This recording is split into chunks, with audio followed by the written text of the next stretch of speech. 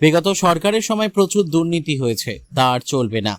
VBG Ramji প্রকল্পের সূচনার দিন জানালেন বিধায়ক সুদীপ মুখার্জি।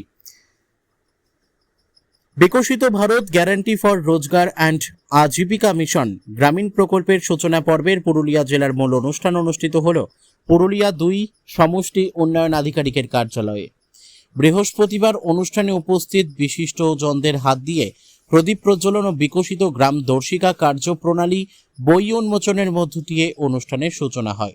অনুষ্ঠানে উপস্থিত বিশিষ্টজনেরা উপস্থিত সাধারণ মানুষের কাছে প্রকল্পের বিষয়বস্তু তুলে ধরেন। অনুষ্ঠানে বিশিষ্টজনদের মধ্যে উপস্থিত ছিলেন অতিরিক্ত জেলা শাসক উৎকর্ষ সিং, পুরুলিয়া বিধানসভার বিধায়ক সুদীপ মুখার্জি, ভিবিজি রামজি প্রকল্পের জেলা নোডাল অফিসার তমাল কৃষ্ণা ডাকুয়া, পুরুলিয়া 2 নম্বর ব্লকের বিডিও পুষ্পেন্দু সাহা সহ অন্যান্য আধিকারিকেরা। অনুষ্ঠান শেষে সাংবাদিকদের মুখোমুখি হয়ে পুরুলিয়া বিধানসভার বিধায়ক সুদীপ মুখার্জি বলেন, বিগত সরকারের সময় 100 দিনের যে কাজ ছিল তাতে প্রচুর দুর্নীতি হয়েছে। সাধারণ মানুষের জন্য এই প্রকল্প ছিল, কিন্তু গ্রাম পঞ্চায়েতের প্রধান থেকে শুরু করে বিভিন্ন কর্মীরা তাদের পকেটে টাকা পুরেছেন। সাধারণ মানুষের যা কাজ তা শুধুমাত্র খাতায় কলমে রয়ে গিয়েছে। বর্তমানে প্রকল্পের নাম বদলেছে, সরকারও বদলেছে, তাই আর দুর্নীতি চলবে না। পুরুলিয়া থেকে বিশ্বজিৎ সিং সর্দারের রিপোর্ট, বিগ নিউজ বাংলা। আপনাদের অভিনন্দন জানাই।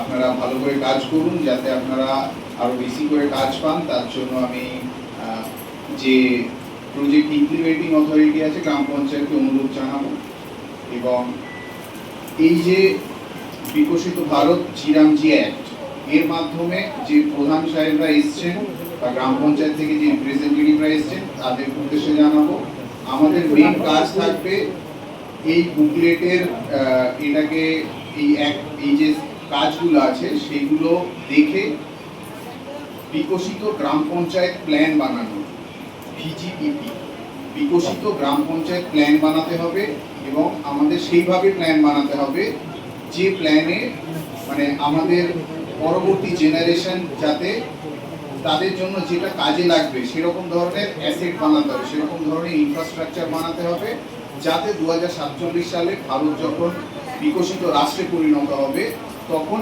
আপনারা আজকে যেটা প্ল্যান করছেন সেগুলো সব যোগ হতে হতে 2047 সালে গিয়ে যেন আমরা বিকশিত গ্রাম পঞ্চায়েত এবং বিকশিত ভারতে পরিণত হতে পারি।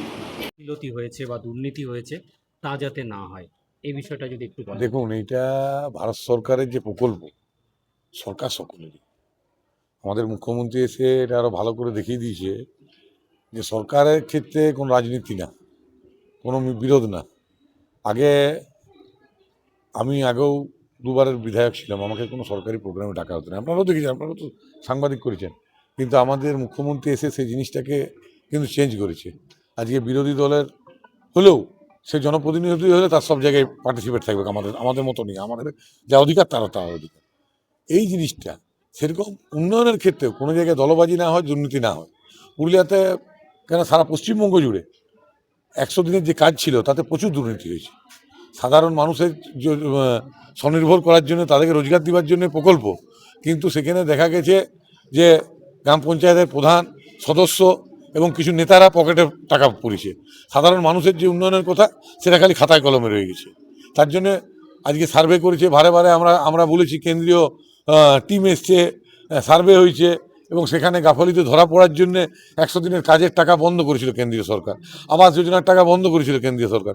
নতুন সরকার এসছে, মুখ্যমন্ত্রী গেছিলেন দিল্লি, কথা বলেছেন, সমস্ত ক্ষেত্রে আবার কাজ শুরু হয়েছে, কেন্দ্রীয় সরকার টাকা দিচ্ছেন, এবং নিশ্চয়ই আমরা চাইবো আমাদের সরকার যেমন কাজ করবে কেন্দ্রীয় সরকারের যেন নজরদারি থাকে, কারণ কেন্দ্রীয় সরকারের নজরদারি থাকলে সেখানে মানুষের উন্নয়নটা সঠিক হবে। কারণ মোদিজির নজরদারিতে সারা ভারতবর্ষ যেভাবে এগিয়ে চলেছে, আগামী দিনে 2747-এর মধ্যে যে বিকশিত ভারত করার লক্ষ্যে আমরা এগিয়ে চলেছি, মোদিজির নেতৃত্বে আমরা সফলভাবে সেদিকে এগিয়ে চলেছি। এখনো কেওয়াইসির কাজ প্রায় 2.5 লক্ষ বাকি আছে। 11 লক্ষ মোট আমাদের জেলায় শ্রমিক, এখনো প্রায় 2.5 লক্ষের মতো বাকি আছে। কাজ চলছে, কোনো জায়গায় সাইবার একটু ডিস্টার্ব করছে, একটু সময় লাগবে, কিন্তু যে লক্ষ্যে আমরা এগিয়ে চলেছি সেটা পূরণ হবে। সময়টা তো একটু আপনাকে দিতে হবে, অনেক ক্ষেত্রে মেশিনারি ব্যাপার আছে। হ্যাঁ, অনেকে দেখলেন তো ওই ডিবিটি করার জন্যে যেভাবে মানুষ কিছু লোক আর বেশি হড়বড় করলে কিছু লোক আছে যারা এই ব্যবসা ট্যাবসা করে, তাদের কিছু রোজগার হয়ে যাবে। হ্যাঁ, সরকারিভাবেই সব জিনিসটাই হচ্ছে। আপনারা দেখেছেন পরে এই যে ওইটা করার জন্যে ওই যে আপনার সাইবার ক্যাফেগুলো কত করে টাকা নিয়ে নিয়েছে, কিন্তু পরবর্তীকালে কি দেখা গেছে যে আমাদের এই যে জনকল্যাণ যে শিবির হলো, সেখানে বিনা পয়সায় মানুষ সেটা করতে পেরেছে, ব্যাংকে করতে পেরেছে, পোস্ট অফিসে করতে পেরেছে। কিন্তু মানুষের ধর্মটি একটু ধীরে ধীরে একটু জানান, সরকারটা এসেছে আপনাদের জন্যই তো এসছে, আপনাদের জন্য এসছে। এখন থাকবে সরকার, যেভাবে মুখ্যমন্ত্রীর নেতৃত্বে উন্নয়নের কাজ এগিয়ে চলেছে, আগামী দিনে সরকার থাকবে, মানুষের উন্নয়ন হবে, মানুষের কল্যাণ হবে, এটুকু গ্যারান্টি দিয়ে বলতে পারি।